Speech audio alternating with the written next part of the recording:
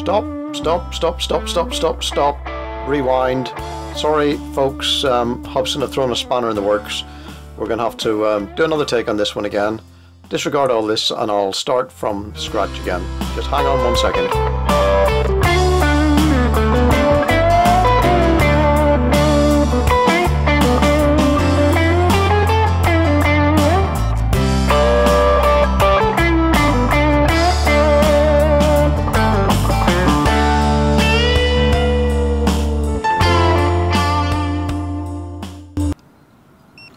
Okay, that's that out of the way. Apologies for the intro. I recorded this video over the last week and I was about to publish it, and Hubsan decided to throw a spanner in the works by releasing a new flight control firmware just today, and that was Flight Controller 1.1.15. So to rewind what I was saying in the introduction, after about 14 takes, was that over the past 4 or 5 days I've been testing flight control firmware, everyone from 1.0.43 up to 1.1.50, which was released today, and this was done as a blind test. So what I've actually done is I've taken each flight controller file, I've randomized the file name and loaded it onto my laptop, and then I've gone out in the field and I've loaded those random files without knowing what they are onto the Zino, and for each one of those I've done a blind test, flying the quad for 5 to 10 minutes at a time. And the reason I was doing this was to prove to myself that there's a noticeable difference between the flight controller firmwares that have been released previously, because I have a feeling that I don't really feel that there's much difference between them, and it's almost like a placebo or the power of suggestion. And this was never more apparent than the previous release, which was 1.1.48.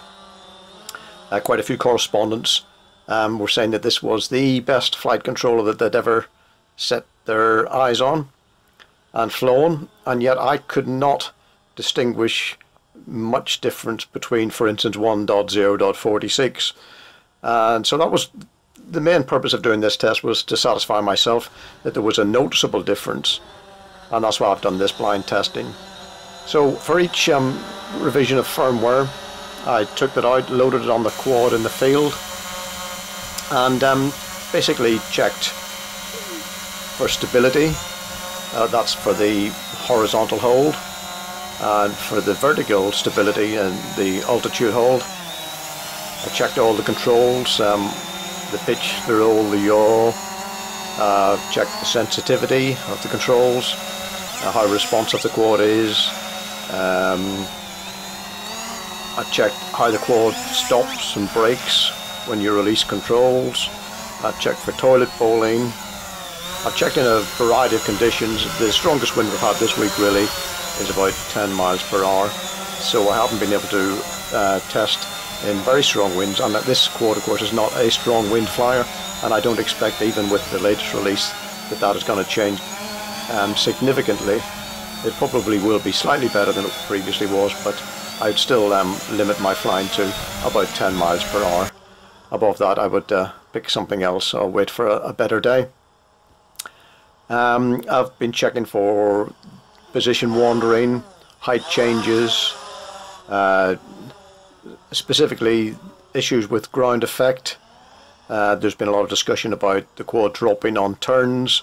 Some people said drops on the left hand turn, some people said drops on the right hand turn, and they also said rises on a left or a right hand turn as well. And of course all those are quite correct, that the quad does not hold altitude, especially when in windy conditions, because you get transitional lift and the barometer just cannot control the altitude quickly enough, and so it's up to the pilot to make those slight adjustments. Anyone from a fixed wing background would be very familiar with that sort of process anyway. So I've also physically moved the quad in the air, both horizontally vertically, and also I've twisted the head round to see just how the head holds position, and that's very, very tight, and it's one of the reasons that the quad can become very unstable if it gets sudden shift of heading. So I've done all those tests. I've also checked for how the quad flies. Does it fly straight? There's a tendency in all the flight controllers that I've seen for it to fly slightly off to one side or crabbing. Do any of the flight controllers make that more apparent, or do any of them fix it? Again, I mentioned how does it fly low to the ground, so I've done a lot of low flying at just a few feet above the ground, or even skimming the grass in some places. So I've done all those sorts of things, and I've compared it against the 501, for instance. So I've had them both in the air together.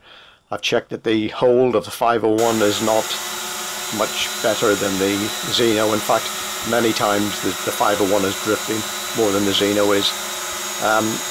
Done all these sorts of tests, so I've spent probably 5-6 hours this week just continuously flying.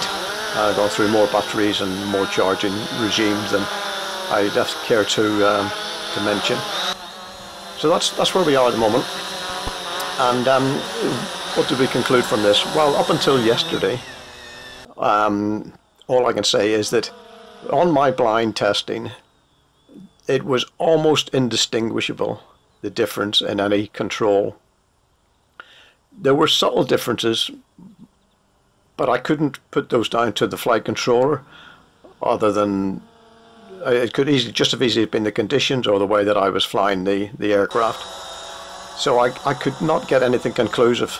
Now, the only thing I can say is that 1.1.48 did come out as slightly better performance.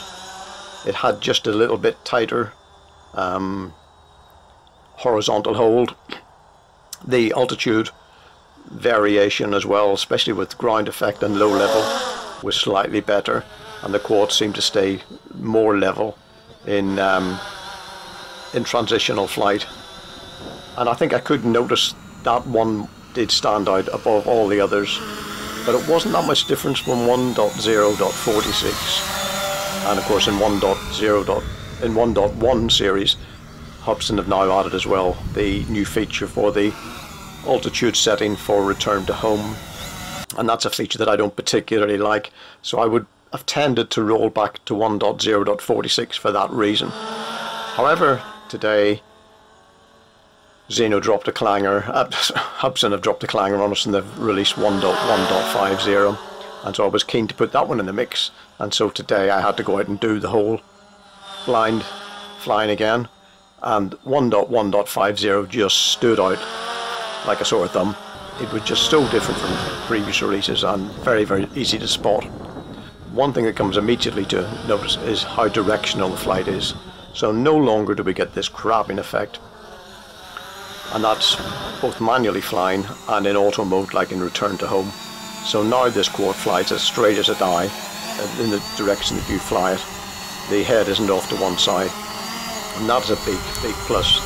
And for that reason alone, I would pick this flight controller over any of the previous ones. It also has a slightly tighter lock on the horizontal hold. The braking, when you release control, is not so sudden. It's more relaxed. Now that's could cause problems in the future. If you need to realize that you need to slow up a little bit early if you're coming in close to trees or whatever like that, because it's not going to stop dead on the spot like it used to. So you get a little bit more follow through, carries its momentum at the release of the controls. And I did find that the altitude holding wasn't actually as good as previously. It suffered more with ground effect at low levels, but it was stable in flight, and it didn't lose or gain altitude in tight turns or in fast turns.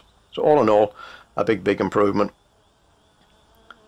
So I originally, when I recorded this video, I was going to say that there's virtually no difference between any of the flight control firmware I'm now going to take that back, and I'm going to say that 1.1.50 as of testing today stands out amongst all of them.